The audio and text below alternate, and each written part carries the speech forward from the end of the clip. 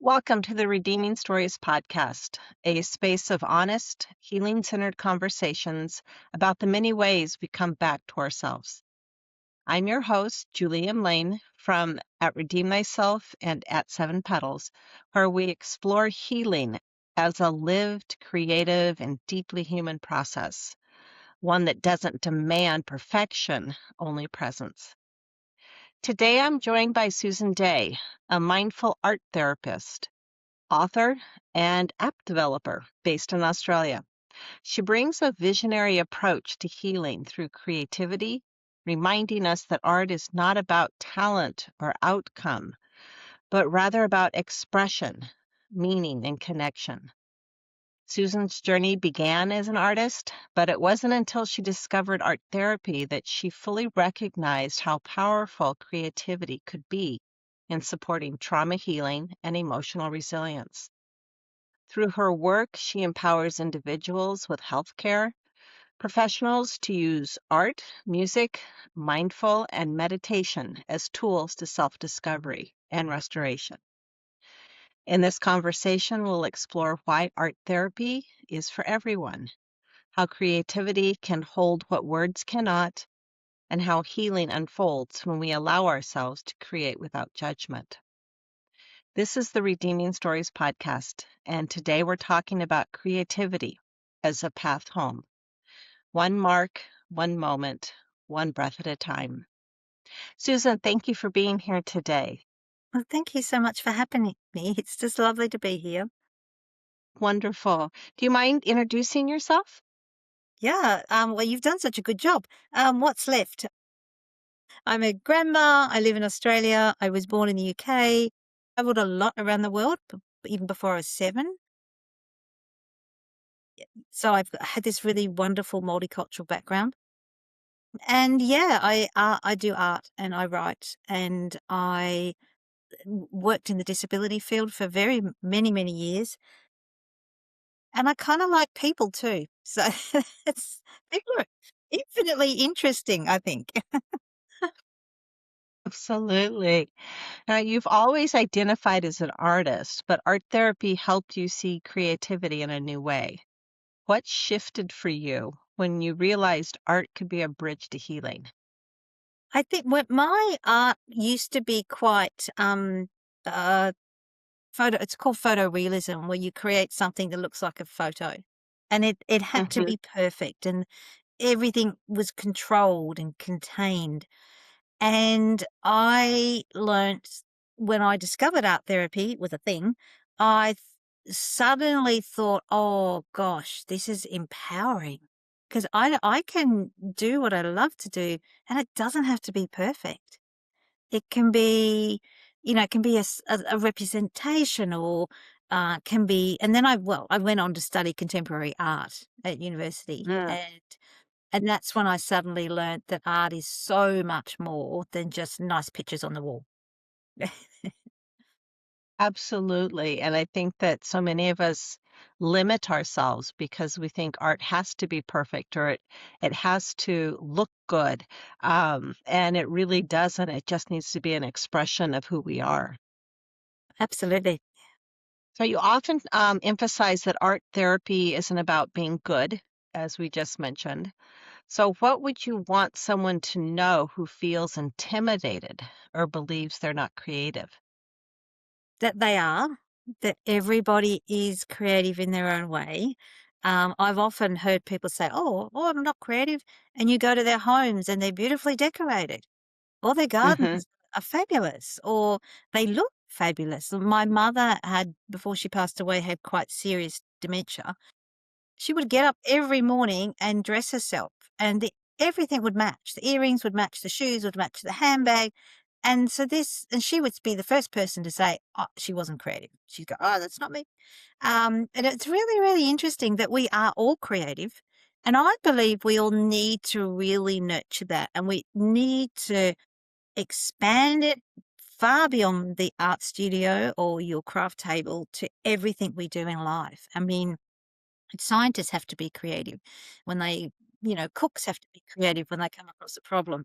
And so I think it's I just think it's really important that we can kind of embrace creativity, but within that, we can just hold the value that if something's imperfect, it can still be perfect, or it can be right, and it can be good and valuable and worthwhile.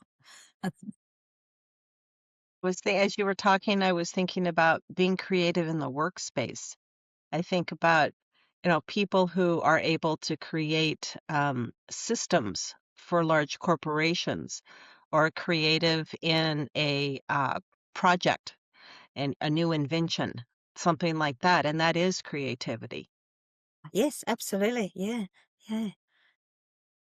So many people struggle to put words to their life experiences. And I have found for me, when I sit down at my harp and I just want to sit and not even look at sheet music, not play something that I may know from heart, I just want to play and make sounds and be able to glide my fingers over the strings.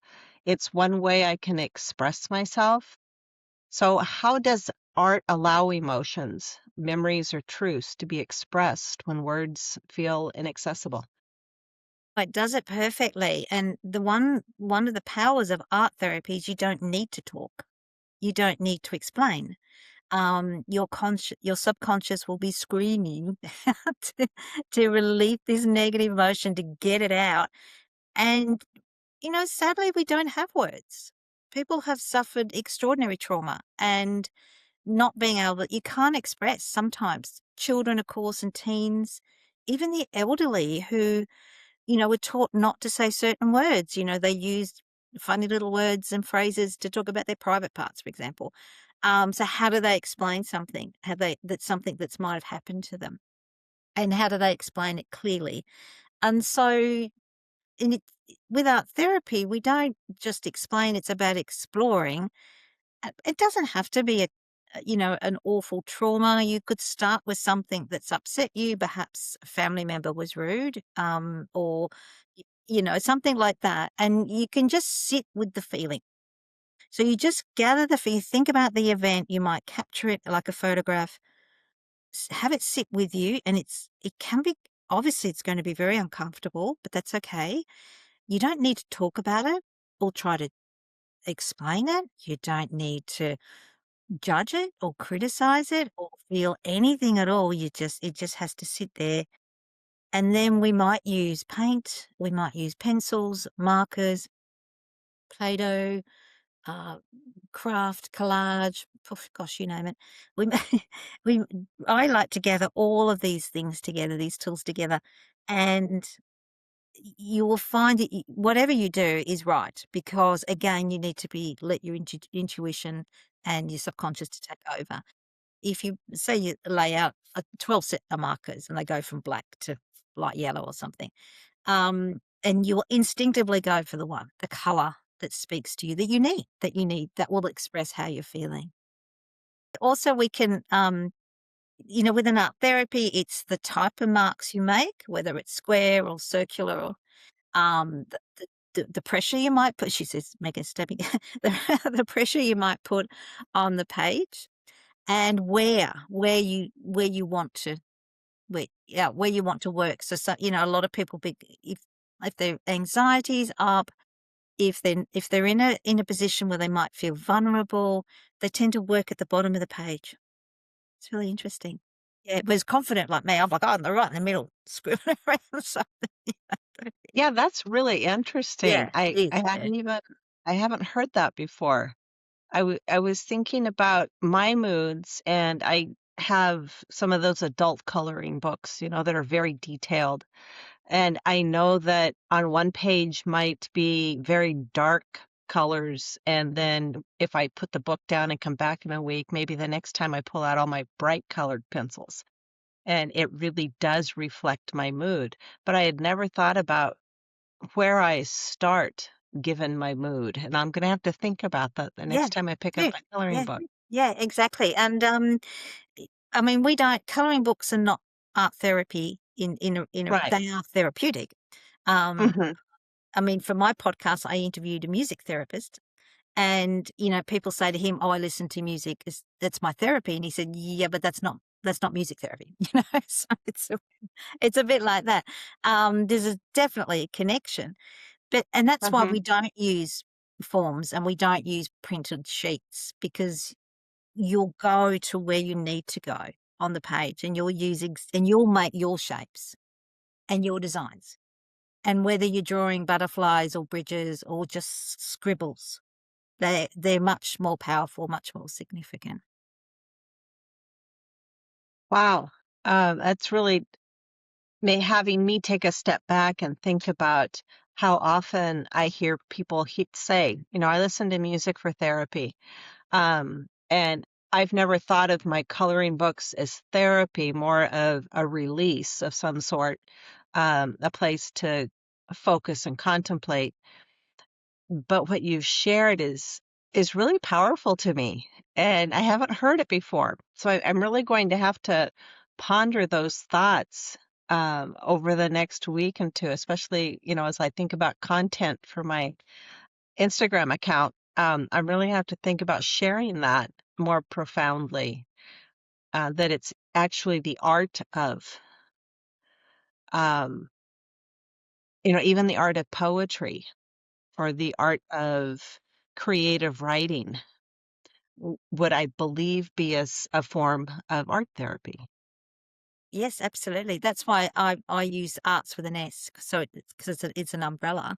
And I'll often include journal prompts or poetry in some of my workbooks or my classes and sessions as well, because for some people that's a natural form of Mhm. working through things. And language is obviously very precise, but it can also be very personal on how you use language. And so I find that really, really interesting. Yeah. Wow. Yeah, you've really touched on something, at least for me. So that's going to resonate for quite a while. So let's go back to this judgment that we have about ourselves when it comes to art. And how do you help people realize there is no bad picture?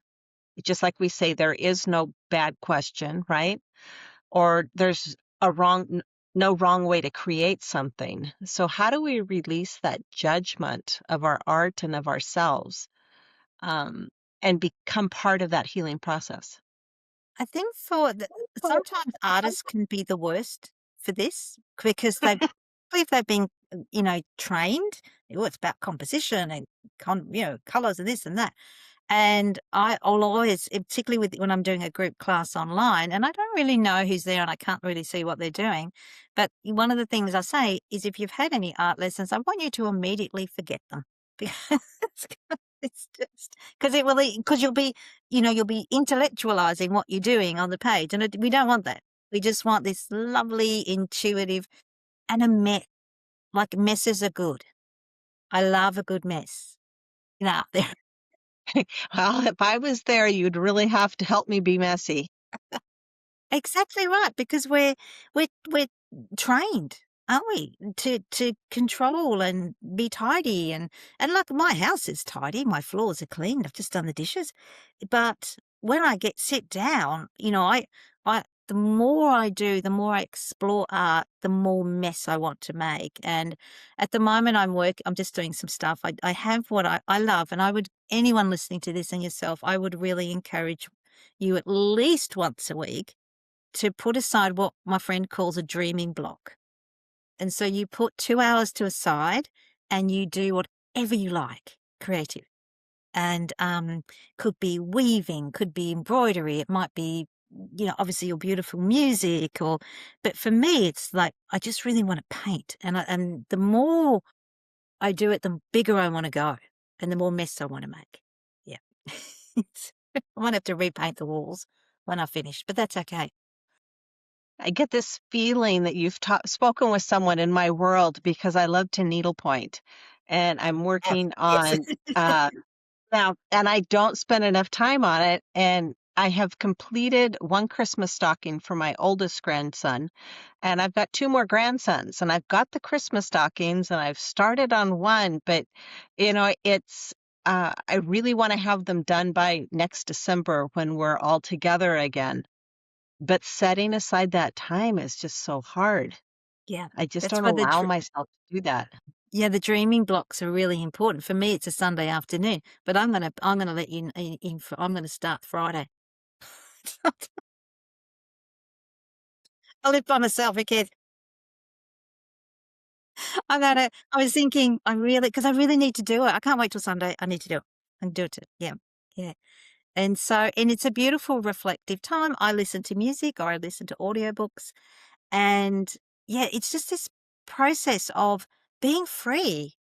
We are very much controlled. I was talking to a friend of mine and something happened here politically and she was complaining about it. And I said, yeah, I understand where you're coming from. And then I said to her, would you be brave enough to put your ideas online? And she's like, no, no. She was like, no way. Um, and that's how we're being more and more controlled, aren't we? Because we're worried that somebody will get upset and they'll start to abuse us and yeah, it's just too much. We're not allowed to have an opinion and it or even share an idea. Like, yeah, but so it's lovely to be able to use our creativity. And I did. I interviewed an embroiderer and lace maker. Gosh, Yes. her stuff is just wild. I love it because it's no patterns. There's no form. She just creates these magnificent, colorful pieces. Wow. Yeah. Wow. That's amazing.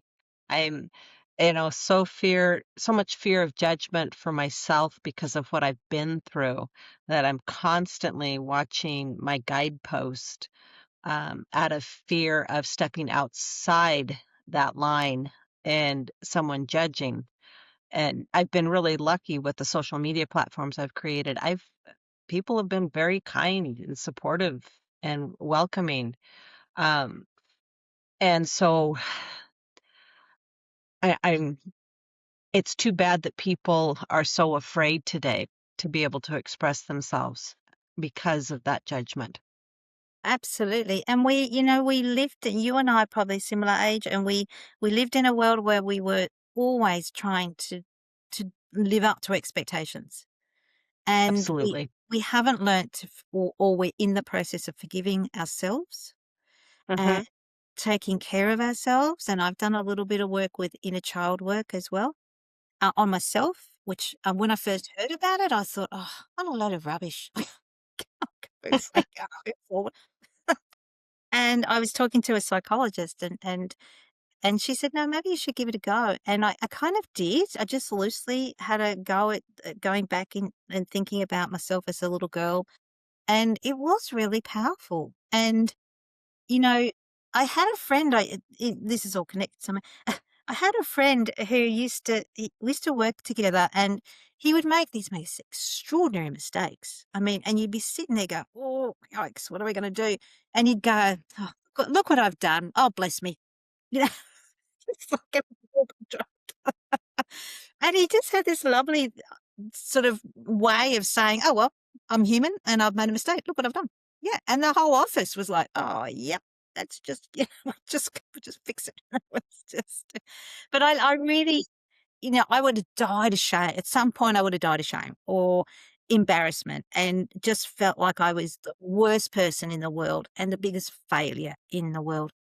And so I think one of the things that's really lovely about art therapy, and particular the classes that I'm doing, is that we look at our unique selves and we look at what we brought to the world. And, our children are lovely and they're grown up, and our grandchildren are lovely and they're growing up and they're doing the best they can. And and we offer so much to the world by just being in the world and being good people, and being ourselves. It's one of the greatest things you can give back to your community and to your world is you with your imperfections. And yeah, and because it's so important to be human because we can't be anything else. And all that worry that we carry and all that awful feelings that we have is because we haven't accepted the fact that we're incredibly flawed, and, and that's okay. You know, So, That was beautiful. Thank you. Thank you. Yeah, um, definitely grew up in that same era, but I continue to work to remind myself that not only am I human, but that I do matter and I do have something to contribute. So I appreciate those reminders today. So when you weave art, music, and mindfulness and meditation, how do these practices support emotional regulation and resilience? Yeah, that's a really good question. One of the things that one of the age groups I'm really passionate about is preteens, because I think if we can begin that process of emotional resilience, well, emotional regulation, of course, before they get into the icky teenage years, we can really sort of guarantee that they'll come out the other side and much more stable, much more focused human beings. And emotional regulation is really about, and again, I think it comes through with your art therapy. Like if we did an activity called emotional landscapes, where you say, "Oh, when I'm feeling happy, I'm really up here. When I'm feeling sad, I'm really down here." What we actually want is relatively smooth, so that you're not going from these awful extremes. And we might look at that and explore that in art therapy in a visual sense. And mindfulness is just being, you might be doing something and you might think, hang on, why am I in a bit of a bad mood? Why am I, and just being sort of aware, again, no judgment. And you might be able to trace back, this, because we tend to load emotionally, like one bad thing will happen, then another, then we'll break a cup, then it's, then we'll do this. And then we'll remember all that time, that silly things we did when we were kids. Um, and, and then we go, oh, I'm really cross. Why am I so cross today? And that's okay. And you go, "Oh, that's okay, I'm just cross." And that's again, and then we get into meditation, which is the deep breathing and deep breathing exercises, just the simple basic ones. They will regulate and change your brain patterns for the better. And again, it's just smoothing them out. So you don't go from the great highs or the great lows. You tend to be in this quite nice, comfortable way. You're going to feel, everyone's going to feel sad and they're going to feel happy, but you want to be able to bounce back, particularly after devastating news, and being able to sort of recoup. And I, my father died a few months ago and he died interstate. And I didn't have a particularly close relationship with him. And that was mainly based on his relationship with his wife for the time, which they had been together for, oh gosh, nearly 40 years. So there'd been this 40 years of tumultuous relationship. But we did connect, and I went to see him a few times, and we got on very well. We always got on well anyway. When he passed away, it was a very, very long process. His wife was in charge of his funeral, and I was basically shoved to one side. I'm an only child, so I'm the only family my father had. And in the end, I didn't go to the funeral because it was just too hard. If I emotionally, physically, financially, I thought I don't need this stress. So I did a painting, which doesn't sound great, but I did the painting because I wanted to know where I was emotionally. And I used sponges and I used acrylic paints, and I basically just put the sponge in the paint and I just went shh, and then I went shh, and then I got some other, and I worked. I didn't think about it. I was thinking about my father and the funny things he did, and him as a person, and I did it in very cool, calm colors. And there was even then, but then there were these breakthroughs of really bright, happy, joyful colors like yellow and orange and things like that. And then I put it away and I went to do some stuff, and then I come back and I looked at it and I went, "Oh, I think I'm okay." Do you know? I think, yeah, this is good. It was, it wasn't sort of scribbly or messy. I just had really enjoyed this process. And from a therapist's point of view, I thought, yeah, I'm good. I'm good with this. I'm really sad my father's passed away, but he was very old. He had awful dementia. He would have hated who he was at the end. Yeah, it was really interesting process that just a piece, yeah. So, Well, um, my parents didn't want funerals and they didn't have any, but my dad passed during COVID, not because of COVID. And it always felt with both of their passings that there was no sense of closure, completion, an end to their life as far as, this sense of closure that I was seeking, and I've never been able to find it. But we respected that, and I think I've spent a lot of time journaling and reflecting on that time, and I'm still not sure what to do with it. So for someone who's disconnected from something like that or from themselves, what's a simple creative activity like I could do that as a first step and enable myself to be able to bring that closure? I'd just suggest you get some paper or card. I like paints because of the feeling you get. One of the wonderful things about using materials as an art therapy is it can bring you back to your sense of your childhood and your inner child, because we all painted and used Play-Doh. I would just get some paints, choose whatever colors resonate with you. You don't need expensive stuff either. Just go to, I know in Australia we have Kmart, and I think you've got Walmart in the States, but you can buy a set of paints for $5.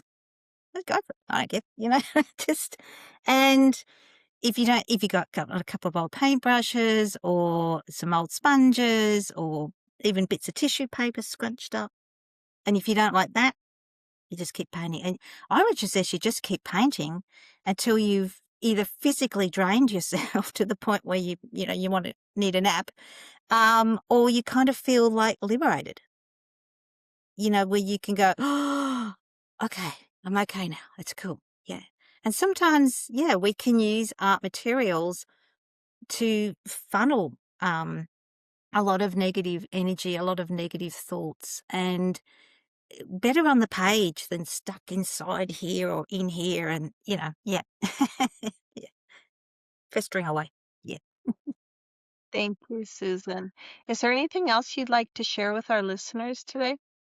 Oh, I'd just like to encourage them to be creative in whatever way they feel. They don't have to use paints. Obviously, there's hundreds of different art therapy type of materials, but like you say, it could even be sewing and embroidery. It could be in the garden, you know, and it's building something that a legacy as well, which I think is really, really important, particularly for women who have been carers and all their lives they've been looking after someone else. And, you want to continue to do that because they're great qualities, but, it's time to a little bit more self-reflection and a little bit more self-compassion for sure. Yeah. Thank you. So, as we close this conversation with Susan, I'm reminded that healing doesn't always need explanation. Sometimes it just needs expression. So, Susan's work reflects something we value deeply at Redeem Thyself, the idea that healing isn't about doing it right or fixing yourself or producing something beautiful. It's about showing up honestly and allowing whatever needs to emerge to have space. And through the lens at Seven Petals, we're reminded that growth doesn't have to be rushed. Each creative act, each mark, color, or moment of stillness becomes part of our forward movement, even when it feels subtle. If you're listening and wondering whether creativity belongs to you, let this be your permission slip. You don't need skill. You don't need answers. You don't need to know where it's going. Susan, thank you so much for your wisdom, your gentleness, and the reminder that healing can be quiet, playful, and deeply human. And thank you, listeners, for sharing this space. So until next time, I'm Julie M. Lane, and this is the Redeeming Stories podcast.